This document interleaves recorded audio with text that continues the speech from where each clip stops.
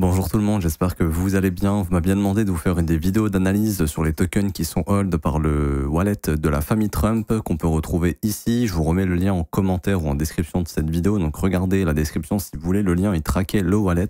Et aujourd'hui on parle de ENA qui a été acheté par le wallet de la famille Trump. Il y a d'autres crypto-monnaies. Si vous voulez d'autres analyses sur ces crypto-monnaies-là, dites-le moi en commentaire et je ferai ces analyses si ça vous intéresse. Juste avant de commencer, je vous rappelle que vous pouvez rejoindre le Copy Trading. On a fait 8 TP sur les stratégies LIM, quelques TP SL sur les stratégies SPT. Donc les stratégies continuent de tourner tous les jours. On essaye de faire du rendement tous les jours. Pour rejoindre, c'est le premier lien en commentaire épinglé. Ça se passe juste sur cette page. Vous avez juste à vous inscrire sur Bitget via notre lien partenaire, à cliquer ici sur rejoindre Copy Trading. Vous remplissez ce formulaire, ça prend 2 secondes. Prénom, email, identifiant Bitget qui est composé uniquement de chiffres qui se trouvent sur votre tableau de bord Bitget. Et ensuite, vous cliquez sur rejoindre. Et on vous a centralisé les vidéos pour configurer le copy trading sur votre compte. Vous cliquez ici sur ce lien et ça vous ouvre une playlist. Vous regardez les vidéos dans l'ordre et ensuite vous suivez les étapes pour configurer le copy trading sur votre compte. On vous a même rajouté des vidéos qui vous présentent justement les stratégies en détail, comment elles fonctionnent, etc. sur cette même playlist. Mais sinon, les stratégies, vous pouvez les retrouver ici. Là, il y a les stratégies sur le marché spot et là, il y a des stratégies sur le marché perp et futur. Alors, et également, je voulais le préciser, mais si vous avez des compétences, que vous avez un track record, que vous êtes compétent, que vous souhaitez rejoindre la team et avoir votre stratégie publique sur notre copy trading pour que les gens puissent vous copier, ça se passe juste ici, rejoindre la team du copy trading. Hop, vous ouvrez ce lien, vous postulez, vous mettez votre prénom, votre email de contact, votre utilisateur Discord et vous cliquez sur postuler juste ici. On vous contactera et si on estime que votre candidature est solide, on vous fera passer une période de démo. Et si cette période de démo est concluante, vous rejoindrez la team et vous serez payé également pour ceci. Alors du coup, pour revenir sur ENA, donc Ethena ici, qui est un petit peu, qui appartient au narratif de la DeFi, mais qui est surtout intéressant pour leur stablecoin, hein, le USDE. Alors c'est un stablecoin qui est complètement différent des autres stablecoins comme USDT, USDC, qui sont centralisés, qui sont contrôlés par des institutions financières, qui sont contrôlés également par des banques, hein, donc je pense notamment à l'USDC qui est backé, enfin qui est comment dirais-je, qui est contrôlé par Circle. Hein.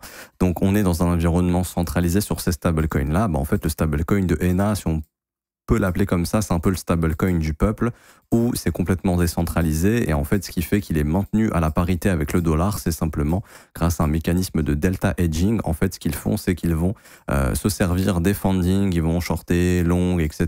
de ce que j'ai bien compris. Par exemple, ils vont aller shorter Ethereum et ils vont par exemple essayer de jouer le funding pour essayer de maintenir justement le stablecoin au niveau de la parité. Donc le mécanisme il est assez compliqué, je saurais pas vraiment comment vous l'expliquer, mais grosso modo, grâce à des stratégies autour des contrats dérivés, ils peuvent se permettre justement de maintenir cette parité.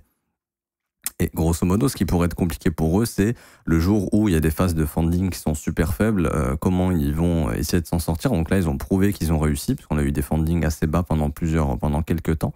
Et ça a quand même fonctionné. Donc voilà, c'est un petit peu le stablecoin décentralisé. Donc c'est ce qui fait pour moi que c'est intéressant, parce qu'il y a vraiment un projet derrière. C'est pas juste on vous balance quelque chose et voilà, démerdez-vous. Non, il y a vraiment quelque chose, il y a un projet, il y a du rendement qui se fait. Et c'est un stablecoin qui commence à être utilisé. Du coup, c'est plutôt pas mal. Et il y a d'autres utilisations également du projet qui va se tourner vers la DeFi, vers les exchanges décentralisés. Et ça tourne également un petit peu autour des Ethereum. Alors, du coup, pourquoi la famille Trump a acheté? Bonne question, parce que je pense soit ils ont des infos qu'on n'a pas, soit ils estiment que fondamentalement c'est super intéressant et que on va avoir justement une bulle autour de cette crypto. En tout cas, on sait que ils sont en train de se positionner autour des... Alors nous, ce qu'on va regarder, c'est pas le prix, c'est plutôt la valorisation. Ah oui, j'ai oublié aussi, ça propose aussi du stacking, c'est super intéressant. Peut-être aussi pour ces raisons-là, peut-être avoir du rendement qui intéresse pas mal, qui peuvent aussi intéresser pas mal d'institutions qui peuvent estimer que le stacking peut être intéressant pour essayer de récupérer du rendement. Alors, ils sont en train de se positionner autour des 2,5-3 milliards de market cap. Donc, c'est qu'ils estiment que c'est encore un market cap qui est relativement bas et que ça pourrait atteindre bien plus sur ce bull run. Alors, moi, la première des choses que j'invite à surveiller, c'est la tokenomics, c'est-à-dire comment les tokens sont release. Les tokens sont release progressivement avec des gros unlocks. Donc, progressivement pendant plusieurs mois, puis d'un coup, bam, gros unlock. Et là, pour l'instant, la tokenomics, c'est très clean. jusqu'en avril 2025. La tokenomics, pour ceux qui ne savent pas, c'est grosso modo comment les jetons vont être relâchés.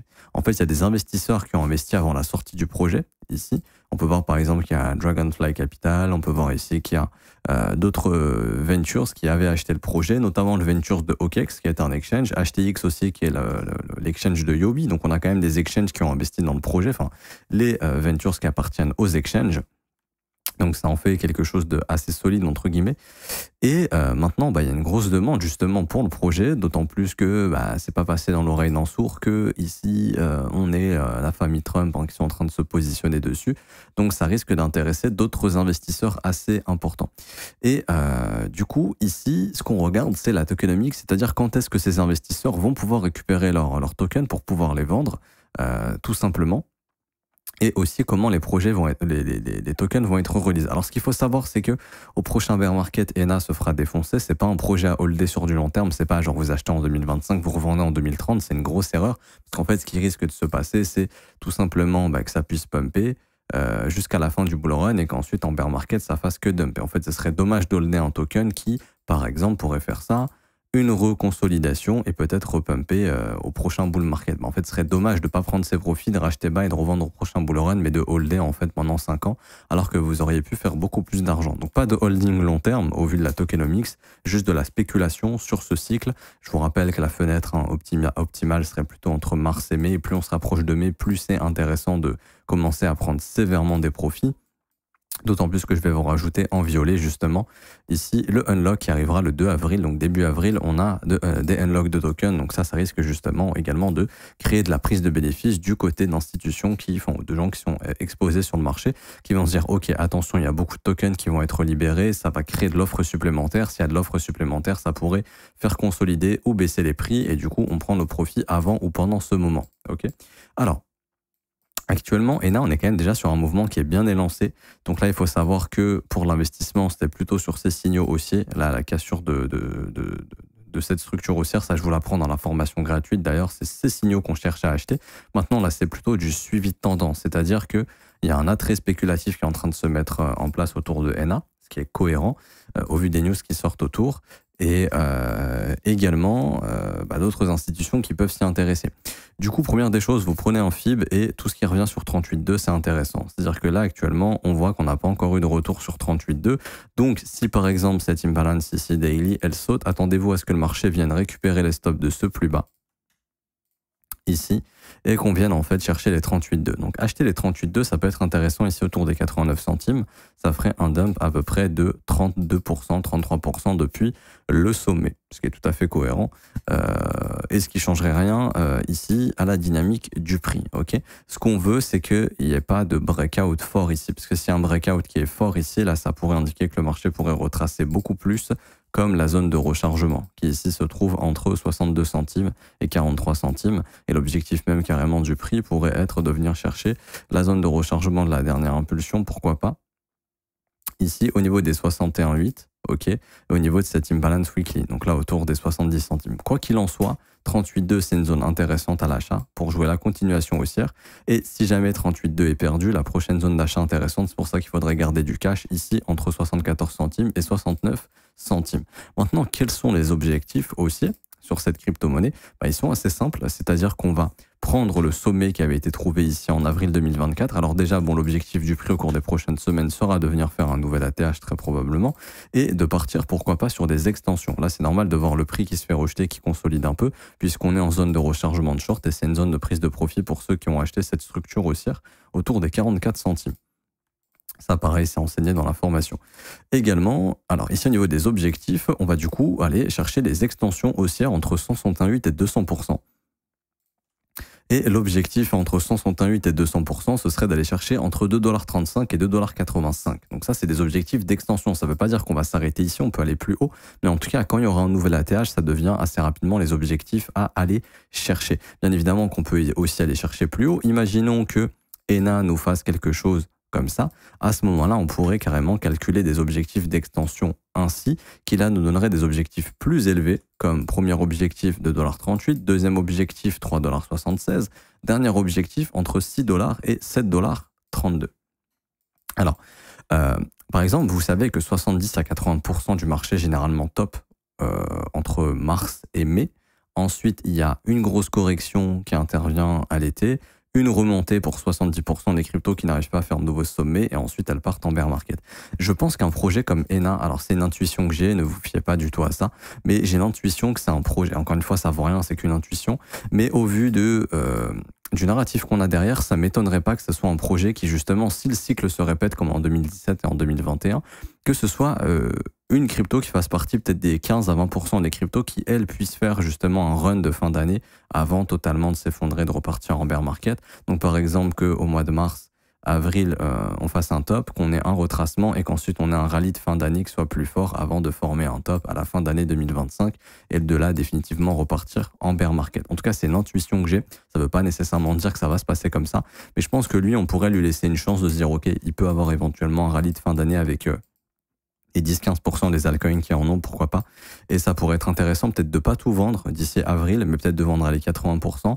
Et si jamais il y a une nouvelle structure haussière pendant l'été, de se dire, ok, réinvestir un petit peu pour jouer le rallye final de fin d'année, ça serait intéressant. Maintenant, en termes de capitalisation, on pourrait peut-être faire partie des gros projets. Je peux pas vraiment vous dire jusqu'où ça peut aller en termes de capitalisation. En tout cas, mon objectif, c'est de vous donner des objectifs que je trouve réalistes. Déjà, ici, on voit qu'autour des 2,35, il y a quand même deux niveaux confluents qui reviennent.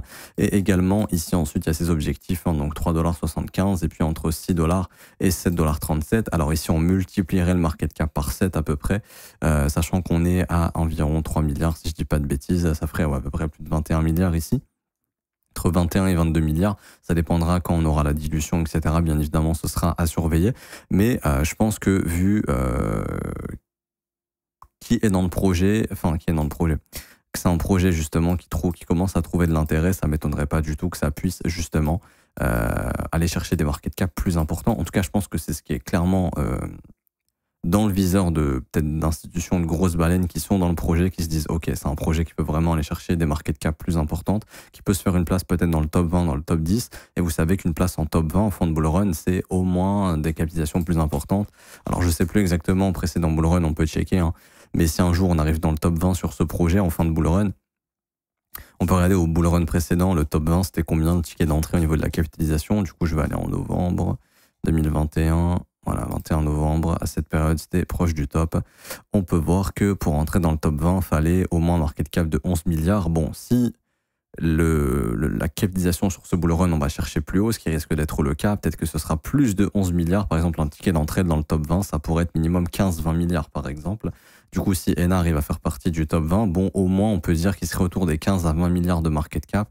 Pourquoi pas? Carrément, si c'est un projet qui rejoint le top 10, bon, bah là, le ticket d'entrée, c'était 30 milliards, donc ça pourrait être plus, peut-être 40-50 milliards sur ce cycle. Donc là, ENA serait sur des valeurs beaucoup plus importantes. En tout cas, si c'est holdé par Trump, entre guillemets, hein, même si ce wallet n'est pas forcément géré par lui, si c'est par des gens qui sont conseillés, enfin, si ce sont de bons conseillers qui conseillent justement ici la famille Trump pour leurs investissements, c'est que ces gens-là soit ont des infos, soit sont assez puissants et estiment que ENA fera partie du top altcoin de ce cycle, et ce qui en ferait tout simplement un candidat assez intéressant pour aller chercher des market cap assez importants. Quoi qu'il en soit, c'est pas un constant d'investissement, c'est pas parce qu'ici Trump achète, enfin que la famille Trump achète, que ça va énormément, enfin que ça va forcément pumper. Vous savez que chaque risque comporte, enfin chaque investissement comporte des risques que même eux peuvent perdre, bien évidemment. Maintenant, d'un point de vue technique, c'est vrai que j'ai oublié de le préciser. Là, il y a un breaker bullish qui s'est formé. Je serais pas du tout étonné de, en fait, voir le prix retester ce breaker. D'ailleurs, j'ai oublié de le préciser. Hein, que ça... enfin, en fait, pour moi, tant que le marché ne retourne pas sous ce breaker, c'est clairement bullish pour faire des continuations haussières. Également, je vous donne une idée pour calculer vos objectifs. Vous prenez sur TradingView, je m'arrêterai ici pour aujourd'hui. Vous allez sur TradingView, vous prenez le deuxième outil ici, Trend Based Fib Extension. Donc en français, ça doit être extension de Fibonacci, quelque chose comme ça. Vous prenez le plus bas, vous prenez le plus haut, et en fait vous attendez que le plus bas ici se forme. Donc s'il est là, vous le prenez là. Si le plus bas par exemple il se formera dans le breaker autour des 38,2, vous le tracerez là. Et là en fait tous les chiffres comme ça, 100, 127,2, 161,8, ça devient des objectifs pour le prix. Donc par exemple on aurait une target à 2 $, ici 2,74 $, 3,17 $, 3,87 $, etc., etc., etc. Vous pouvez même rajouter 3 par exemple, 4, garder les chiffres de Fibo, donc 361,8, 461,8. En fait, tout ça, ça vous donne des objectifs de vente également. Du coup, je m'arrête ici pour aujourd'hui. J'espère que ça vous aura plu. Si c'est le cas, n'hésitez pas à laisser un petit pouce bleu, vous abonner si ce n'est pas déjà fait. Également, je vous rappelle qu'en commentaire épinglé, vous avez tous les liens importants, la formation gratuite et les pépites Altcoin. C'est encore disponible. Si vous voulez savoir toutes les pépites, à mon avis, de 2025, ça se passe dans cette vidéo et je vais en refaire une bientôt. Donc, ceux qui auront accès à la formation gratuite, vous aurez également accès à cette vidéo. Ceux qui ne l'ont pas encore fait, n'hésitez pas à rejoindre. C'est gratuit, c'est juste ici. Formation Bullrun plus les pépites. Pour rejoindre le copy trading, c'est juste ici. Pour tenter votre chance, si vous êtes bon trader, pour rejoindre la team du copy trading, ça se passe juste ici. Pour rejoindre l'école de trading, pour ceux qui veulent se former à mes côtés, ça se passe dans l'école. Ça commence à partir de seulement 49 € par mois, c'est sans engagement. Et vous avez aussi les offres 3, 6 et 12 mois, si vous le souhaitez, qui sont un peu moins chers, mais qui sont des paiements one shot. Vous aurez accès à la formation de l'école, au suivi quotidien, et également vous avez tous les témoignages des élèves sur cette page que vous pouvez lire. En tout cas, vous êtes les bienvenus. Je m'arrête ici pour aujourd'hui. On se retrouve demain. Ciao, ciao.